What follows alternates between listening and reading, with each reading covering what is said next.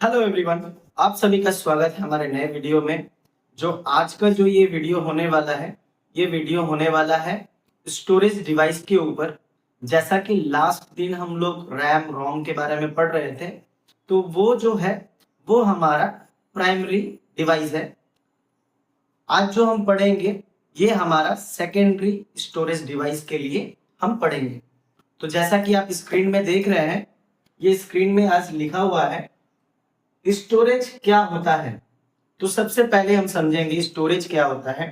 Storage एक जगह होता है, एक स्पेस होता है जहां पे हम अपना इंफॉर्मेशन को स्टोर करके रखते हैं।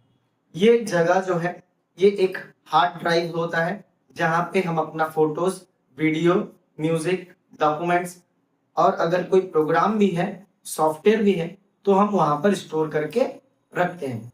तो यहाँ पर देखते हैं स्टोरेज कंप्यूटर की वो जगह होती है जहां हम अपना डेटा परमानेंटली स्टोर करते हैं। ये कैसी जगह होता है? ये एक ऐसा जगह होता है जहां पे हम अपने डेटा को परमानेंटली स्टोर करते हैं। कुछ डेफिनेशन के हिसाब से अगर समझे तो डेफिनेशन के हिसाब से ये हम बोल सकते हैं स्टोरेज एक ऐसी डिवाइस या मीडियम होता है जिसमें हमारा डेटा परमानेंटली सेव रहता है, चाहे कंप्यूटर ऑन हो या ऑफ। यानी कंप्यूटर अगर ऑफ भी है तो हमारा डेटा को किसी भी तरीके से प्रॉब्लम नहीं आएगी, वो डेटा कभी भी इरेज या डिलीट नहीं होता है।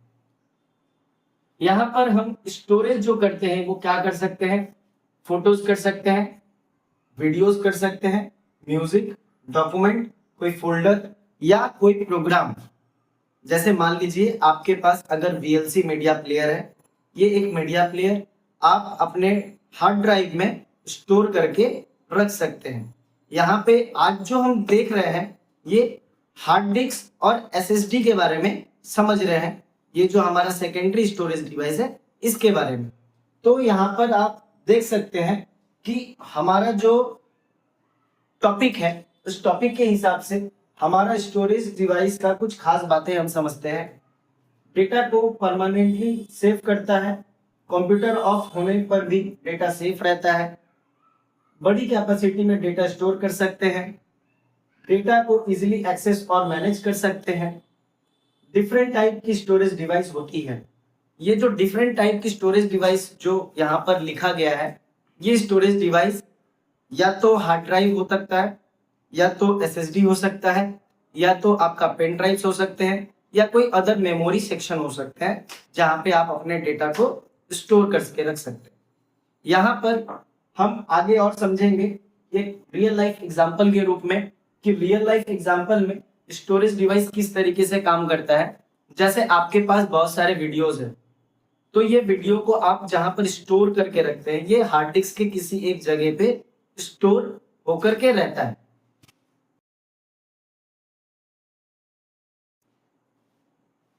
अब देखते हैं हार्ड डिस्क।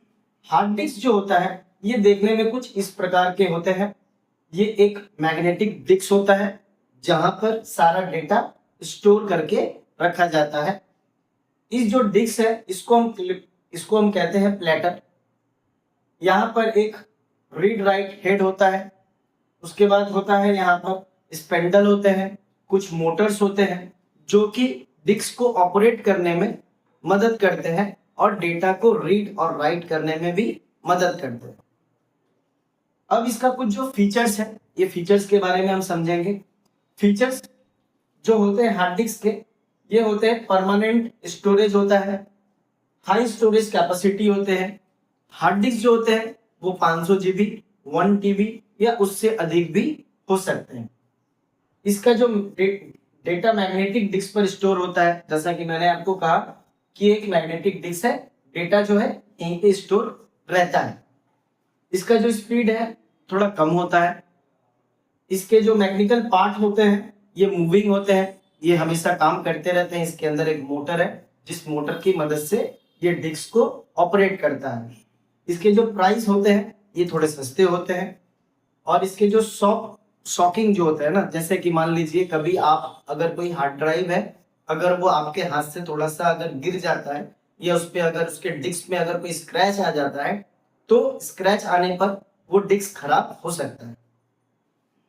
इसके जो कुछ एडवांटेज है, कुछ डिसएडवांटेज है। एडवांटेज क्या है? ज्यादा स्टोर कैपेसिटी मिलता है, प्राइस कम होती है, डेटा लॉन्ग टाइम तक सेफ रहता है। बैकअप के लिए ये बेस्ट ऑप्शन है। बैकअप के लिए बेस्ट ऑप्शन क्यों? ये एक मैग्नेटिक डिस्क, यहाँ पर अगर कोई भी डेटा अगर हम रखते हैं तो वो डेटा अच्छे तरीके से स्टोर रहती है। प्लस अगर मान लीजिए आपका हार्ड डिस्क कभी क्रैश हो जाता है तो डेटा को बैकअप लेने में बहुत आसानी होती है, जो कि हम एसएसडी में या अदर मेमोरी सेक्शन में ये थोड़ा कठिन होता है।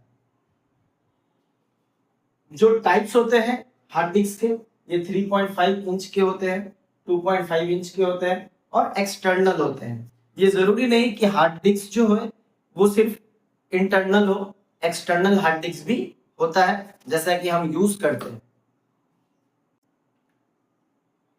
अब देखते हैं एसएसडी क्या होता है। एसएसडी एक सर्किट बोर्ड के जैसा होता है। इसमें कई सारे मेमोरी चिप यूज किए जाते हैं। ये जो मेमोरी चिप है, इसी मेमोरी चिप में ही हमारा डेटा स्टोर रहता है। यहाँ पे कुछ कंट्रोलर होते हैं, डी रैम कैच ऑप्शनल होते हैं। उसके बाद यहाँ पे फ्लैश मेमोरी चिप होते हैं। उसके नीचे ही साटा कनेक्टर होते हैं। साटा कनेक्टर क्या होता है? जो कि हमारे मदरबोर्ड से हमारे एसएसडी को कनेक्ट करते हैं, इसको हम कहते हैं साटा कनेक्टर। यहाँ पे हम आते हैं 2.5 इंच के साटा एसएसडी होते हैं, M2 साटा होते हैं और M2 NVMe होते हैं। ये साइज में थोड़े बड़े से छोटे हो ही जा रहे हैं। यहाँ पर जो स्टोरेज डिवाइस होते हैं, स्टोरेज डिवाइस में जो हमारा ऑपरेटिंग सिस्टम है, आने वाले वीडियोस में भी हम पढ़ेंगे ऑपरेटिंग सिस्टम क्या होता है, एप्लीकेशन क्या होता है। तो ये जो स्टोरेज डिवाइस में हमारा ऑपरेटिंग सिस्टम भी स्टोरेज डिवाइस में ही स्टोर रहता है। अगर आपको और अधिक जानकारी चाहिए तो आप हमारे चैनल को सब्सक्राइब करें, बेल नोटिफिकेशन आइकॉन को प्रेस करके रखें, जिससे आने वाले हर वीडियोस की आपको इन्फॉर्मेशन मिलती रहे। आज के लिए इतना ही, फिर मिलते हैं नए वीडियोस के साथ। Thank you.